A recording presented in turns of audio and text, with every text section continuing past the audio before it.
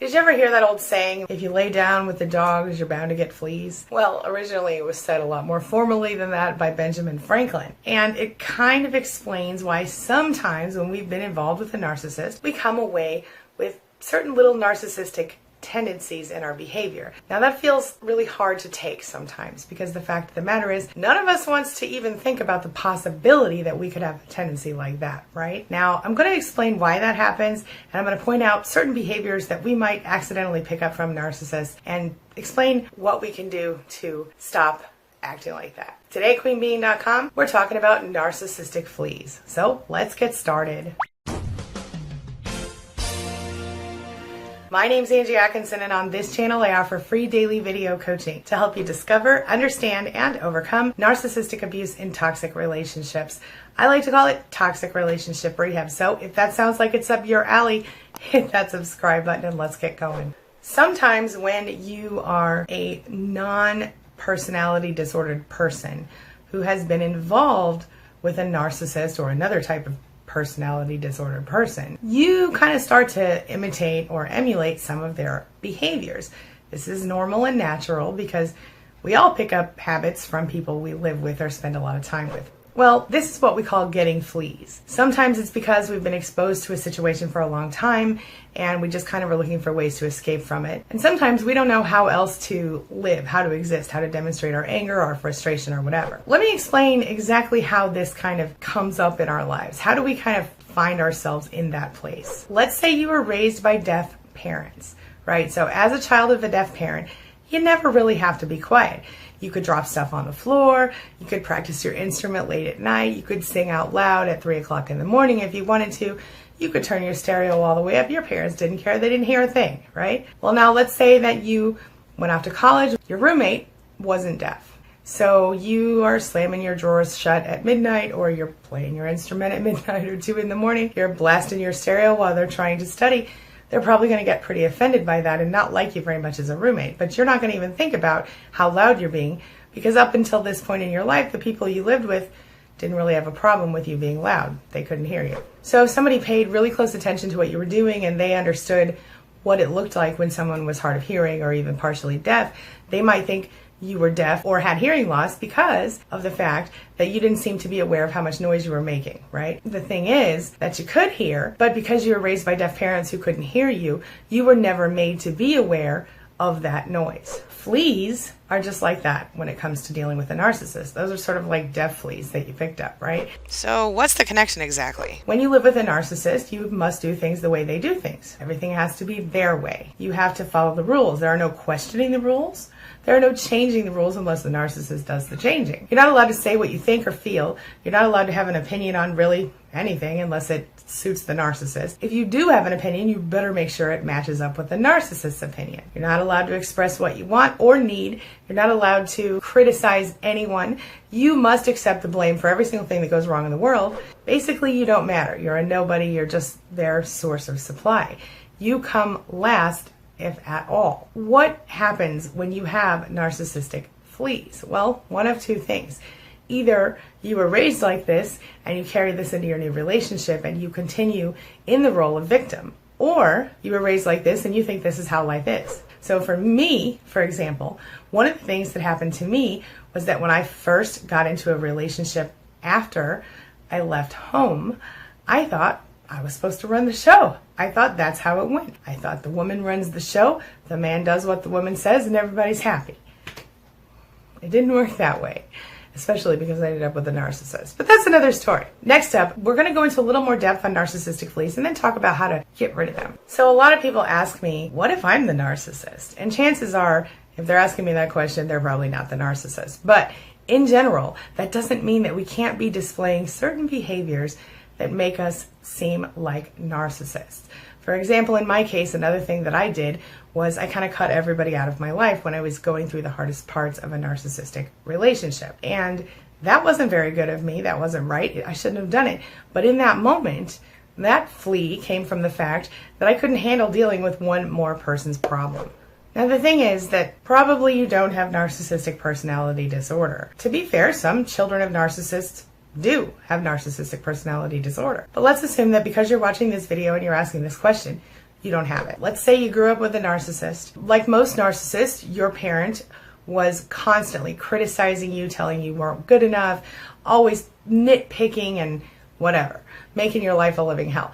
As a result of that, you can't handle criticism at all. If anybody criticizes you, you feel overwhelmed and angry by it, right? That's a little narcissistic. But that doesn't mean that you're a narcissist. It just means you need to learn how to accept constructive criticism well. And the reason for that is because in this case, well, you've only experienced negative, hateful feedback from people in your life. And so when you finally do get out into the real world and somebody who's well-meaning, for example, when one of my viewers told me, stop putting music under your videos when you're talking, I have sensory issues, I don't like that, I realized that's very common for survivors of abuse. So I stopped doing that and my videos got better. Well, had I been angry and frustrated by that comment, I probably wouldn't be sitting here talking to you right now. You see what I mean? The behaviors that we engage in when we're kind of showing our narcissistic fleas are not good. They're not healthy. They don't make us feel good. They don't make the people around us feel good. And unfortunately, they rarely get you what you want anyway. Of course, as a survivor of abuse, you have no intention of ever hurting another person. You certainly don't have any interest in actually abusing someone. So when you notice yourself doing something that you see hurts someone or makes someone's life harder, inevitably you're going to apologize. I'm so sorry I did that. I don't know why. I don't know what came over me, right? If you yelled at someone or you got upset with someone or you got angry at someone for giving you constructive criticism, for example, you feel shameful, you feel a lot of regret about it. But then when it comes to feeling anger or feeling triggered about something, you might find yourself resorting back to those same behaviors. And you don't know where they came from. Well, they probably came from long-term involvement with a narcissist, whether it was a parent or a friend or a spouse, a partner. So what are some examples of narcissistic fleas? Well, maybe let's say you're in a relationship with a narcissist and you've always been faithful. And let's say you find out the narcissist had an affair. Maybe you start to have an affair as a result of that, whether it's to get back at that person or just to have your own needs met. You're certainly not a cheater by nature, but then all of a sudden you find yourself cheating. Or maybe you're a really calm, kind-hearted person and you mean no one any harm at all, but then you start gossiping or you start shouting at someone and insulting them in ways that you kind of are just used to hearing the narcissist do. Maybe you even find yourself kind of badgering your children a little bit when they're in trouble. Oh, really? Did you really just do that? Because you heard the narcissist do that all the time. Maybe you're someone who has traditionally been a laid-back, easygoing kind of person, but then your partner does something that triggers you and you become physically abusive, and you've never done that before. It's not who you are. Where do these things come from? You almost feel like they came from outside yourself, right? Well, they kind of did. The destructive behaviors come out most often when you're feeling angry. Anger is an emotion that's really difficult to control because it comes at us almost out of nowhere. When we feel like we're being wronged or we're being somehow slighted or not getting what we deserve, we instantly naturally become angry. Our adrenaline shoots up. Our ability to think logically is shrunk down. Basically, we're sort of a tightly wound spring because we're in fight or flight mode.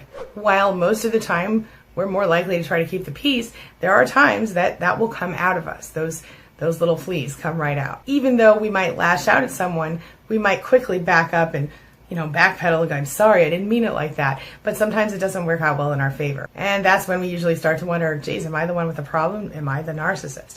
I saw some people posting about this in Span recently, and this is kind of what inspired me to do this video, because I know it's a common issue for people who have been dealing with narcissists for long periods of time. So a few things to help you get through this. First of all, don't allow having been abused by a narcissist to allow you to abuse them back. You should definitely have firm boundaries. You should definitely keep your head in the right place. You should totally practice gray rock, but definitely don't start acting like a narcissist just to combat the narcissist. It doesn't really work. I mean, it might work for a minute, but in the long run, it's bad karma. It's bad stuff. And even if you do lash out at someone, don't allow them to use that against you later. If we're talking about a narcissist, even if you lash out at someone, own what you did. I'm sorry I messed up.